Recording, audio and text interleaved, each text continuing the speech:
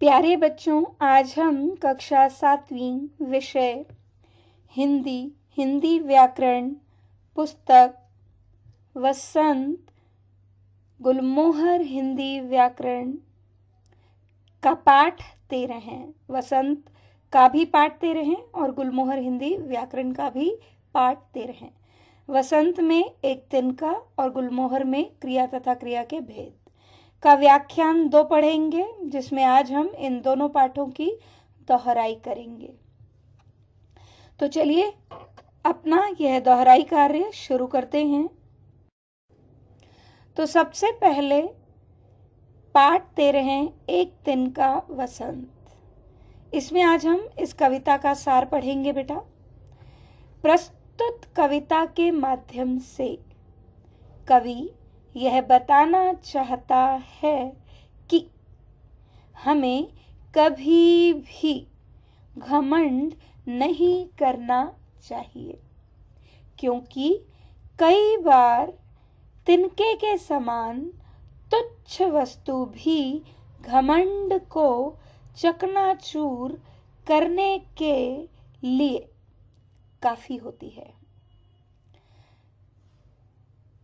तो बेटा, हमने एक तिनका कविता पढ़ी, जिसमें हमने पढ़ा कि कवि अयोध्या सिंह उपाध्याय हरिऔध जी हमें इस कविता के माध्यम से यह बताना चाहते हैं कि हमें किसी भी बात या किसी भी चीज पर अभिमान, घमंड, गर्व नहीं करना चाहिए, क्योंकि कई बार जिसे हम तुच्छ समझते हैं, यदि वो व्यक्ति, वो वस्तु जो है हमें परेशान करे, तो वो हमें हमारे घमंड को चकनाचूर कर सकती है। यानी कि हमारे अभिमान को चकनाचूर करने के लिए एक तुच्छ छोटा सा तिनका ही काफी होता है।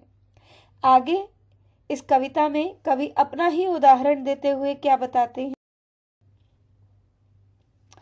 कवि कहता है कि एक दिन वह अपनी छत के किनारे, छत की मुंडेर यानी छत के किनारे पर खड़ा था। उस समय अचानक तेज आंधी चली और कहीं से एक छोटा सा तिनका आकर उसकी आंख में गिर गया। अब उस आंख में तिनके के जाने से वह बहुत परेशान हो गया। तो अब तक हमने पढ़ा कि कवि अपना ही उदाहरण दे रहे हैं कि एक दिन वह अपने घर की छत की मुंडेर पर यानी किनारे पर खड़े थे। उस समय कहीं से छोटा सा तिनका आकर उसकी आंख में चला जाता है और उससे वह बहुत परेशान हो जाता है। बेचैनी में वह अपनी आंखें मलने लगता है। अब परेशान हुआ, बेचैन हो रहा है, तो आंखों को मलने लगा। लोग भी तिनके को निकालने में उसकी सहायता करने लगे। अन्य लोगों को देखकर उसकी सारी अकड़, क्या घमंड, अकड़ जो है चुपचाप भाग गई। तो आगे हमने इस कविता में पढ़ा था कि जब कवि की आंख में तिनका चला गया तो कवि बेचैन हो गया। वो आंख को मलने लगा, जिससे उसने सोचा कि ये आंख में गया तिनका जो है वो बाहर निकल जाए, लेकिन तिनका जो है वो आंख से बाहर नहीं निकलता। तब कुछ लोग जो हैं उसकी आंख से तिनके को निकालने में उसकी सहायता करते हैं, और जब वो ऐसा देखता है, अन्य लोगों को अपनी मदद करते देखता है, तो उस समय उसका एक ही काम था कि उसकी आंख से वो तिनका बाहर निकल जाए, जो उसे बहुत ही तकलीफ दे रहा था। तो ये सब देखकर उसकी जो अकड़ है, उसका जो घमंड है, वो चुपचाप क्या हो जाता है, भाग जाता है। बहुत प्रयास करने पर आंखों से निकले तिनके ने कवि को ताना देते हुए कहा कि उसे घमंड नहीं करना चाहिए, क्या नहीं करना चाहिए? घमंड नहीं करना चाहिए। अब बहुत से प्रयास किए गए, आसपास खड़े लोगों ने भी उसकी मदद की। उसकी आंख को जो है कपड़े की मूठ बनाकर सेंका, जिसकी वजह से उसकी आंख में से जो है तिनका बाहर निकल आया। अब बहुत प्रयास करने पर जब आंखों से तिनका निकल आया तो कवि को उसकी बुद्धि, खुद की समझ, खुद की बुद्धि ने ताना देते हुए कहा कि उसे जो है घमंड नहीं करना चाहिए। आगे बढ़ते हैं। क्यों नहीं करना चाहिए घमंड? क्योंकि उसके घमंड को चकनाचूर करने के लिए वही काफी है। वही कौन? एक तिनका, अर्थात एक तिनका ही काफी है। इसलिए कवि मनुष्य जाति से भी क्या कह रहा है कि स्वयं पर घमंड मत करो, कि तुम्हें स्वयं पर घमंड नहीं करना चाहिए, कि हे मनुष्य अपने आप पर घमंड मत करो, अभिमान मत करो और किसी को भी अपने से कम मत आंको, किसी को भी तुच्छ समझकर कभी भी उसकी क्या मत करो? बेइज्जती मत करो। तो बेटा इस कविता में हमने जो है पढ़ा कि कवि अयोध्या सिंह उपाध्याय जी ने हमें घमंड न करने की यहाँ पर प्रेरणा दी है कि किसी भी बात, किसी भी चीज का घमंड हमें नहीं करना चाहिए। तो चलिए अब हम बढ़ते हैं हिंदी व्याकरण के पाठ की ओर। तो हिंदी व्याकरण में हमारा पाठ है क्रिया तथा क्रिया के भेद। हमने इस पाठ में क्रिया के बारे में पढ़ना है। तो सबसे पहले क्रिया की परिभाषा। जिन शब्दों से किसी काम का करना या होना पाया जाता है क्रिया कहलाते हैं। तो क्रिया किसे कहते हैं? वे शब्द जिनसे हमें पता चलता है कि काम हुआ है, काम किया गया है, या तो हुआ है या किसी के द्वारा किया गया है, वे क्या कहलाते हैं? क्रिया। तो चलिए आगे है बेटा, क्रिया के वर्गीकरण के दो आधार हैं। कितने आधार हैं? दो। नंबर 1, कर्म के आधार पर।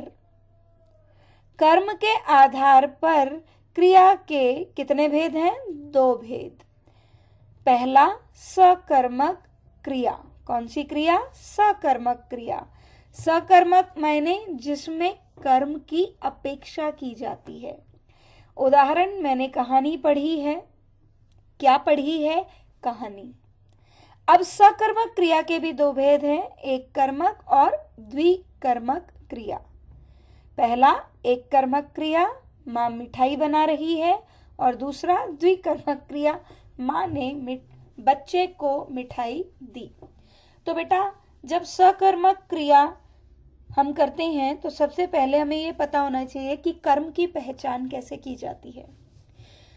कर्म की पहचान क्रिया से क्या और किसे प्रश्न करके की जाती है। क्या प्रश्न करने पर यदि उत्तर हमें निर्जीव में हमें उत्तर किस में मिलता है? निर्जीव में। जैसे माँ मिठाई बना रही है, क्या बना रही है? मिठाई। उत्तर मिला? हाँ मिला। लेकिन क्या था? मिठाई। और जो मिठाई है वो क्या है? निर्जीव, जिसमें जान नहीं है। तो ये जो है मुख्य कर्म है यहाँ पर। अब द्विकर्मक में क्या होता है? क्या और किसे किसको, दोनों प्रश्नों का उत्तर मिलता है। माँ ने बच्चे को मिठाई दी। क्या दी? मिठाई। किसको दी? बच्चे को। ठीक है। तो यहाँ बच्चा जो है वो क्या है?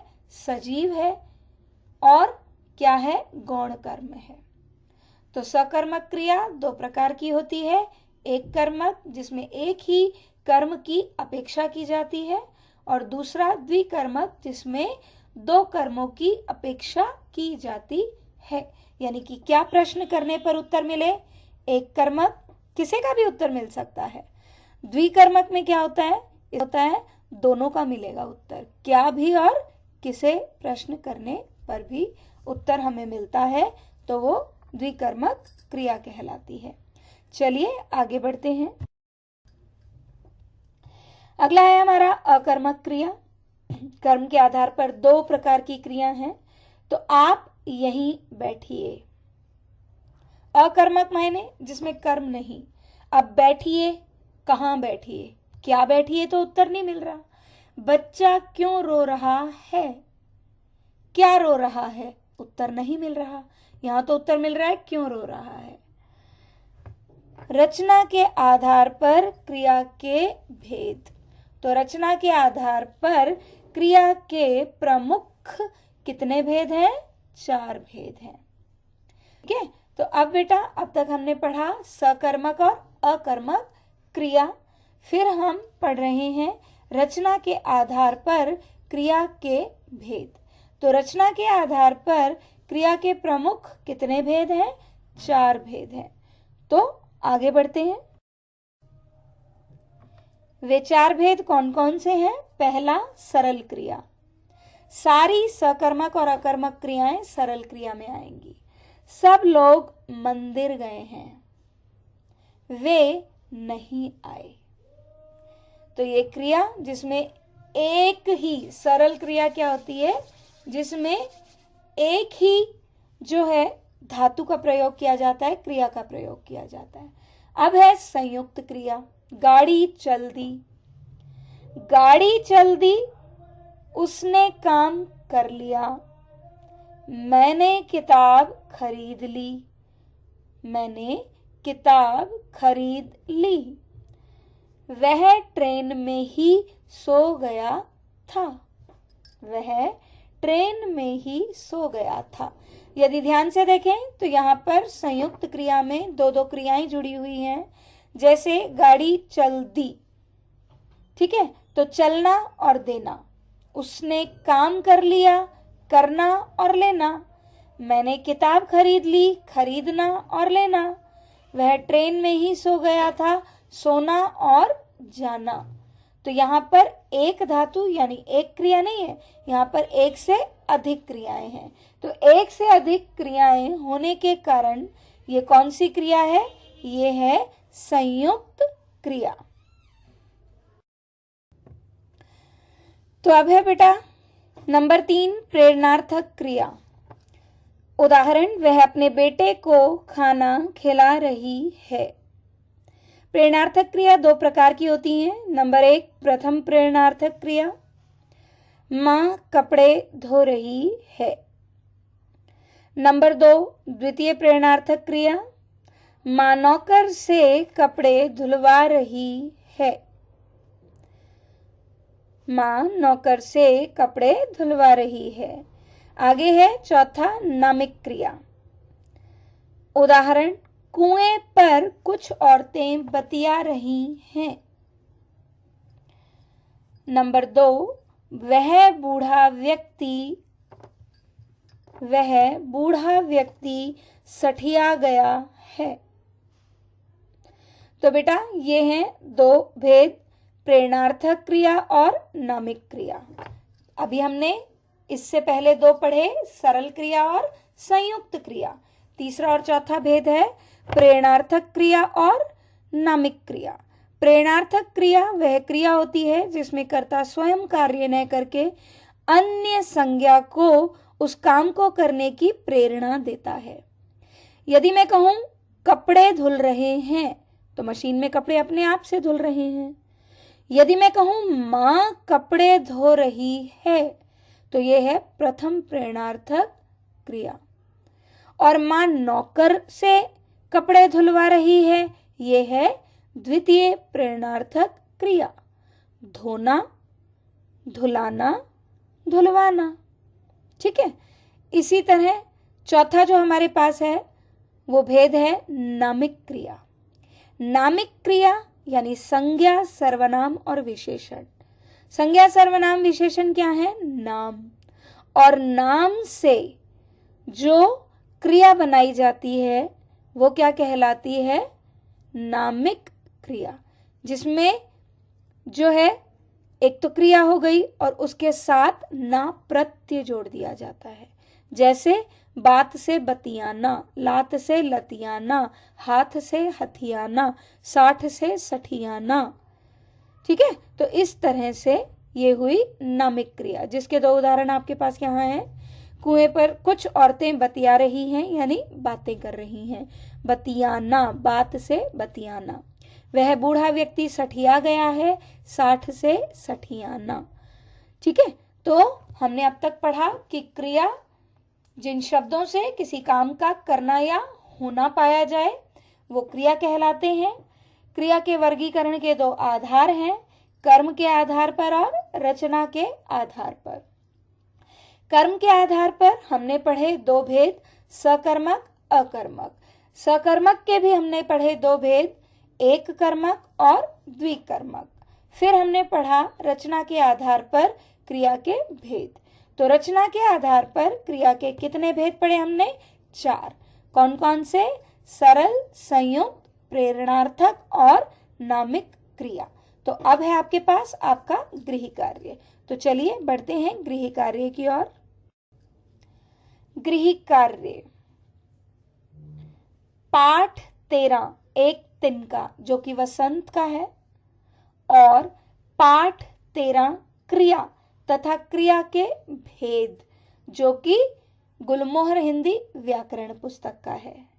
दोनों पाठ जो हैं आपको कक्षा परीक्षा के लिए याद करने हैं। यानी कविता, पूरी कविता को याद करो, उसके सार को याद करो, उसके प्रश्नोत्तर हैं, जो असाइनमेंट आपको अभी इस लेक्चर के साथ मिलेगा वो असाइनमेंट भी करो, और पाठ 13 क्रिया तथा क्रिया के भेद, यह पाठ भी, ये दोनों पाठ आपको जो हैं क्या करने हैं? याद करने हैं। किसके लिए? कक्षा परीक्षा के लिए। और इसके साथ साथ आपको पाठ 9 में श्रुति सम भिन्नार्थक शब्द भी क्या करने हैं? याद करने हैं। यानी कि परीक्षा किस किस की है? एक तिनका कविता की, पाठ 13 क्रिया तथा क्रिया के भेद की, और पाठ 9 में श्रुति सम भिन्नार्थक शब्दों की। तो धन्यवाद, मिलते हैं अपने अगले व्याख्यान में।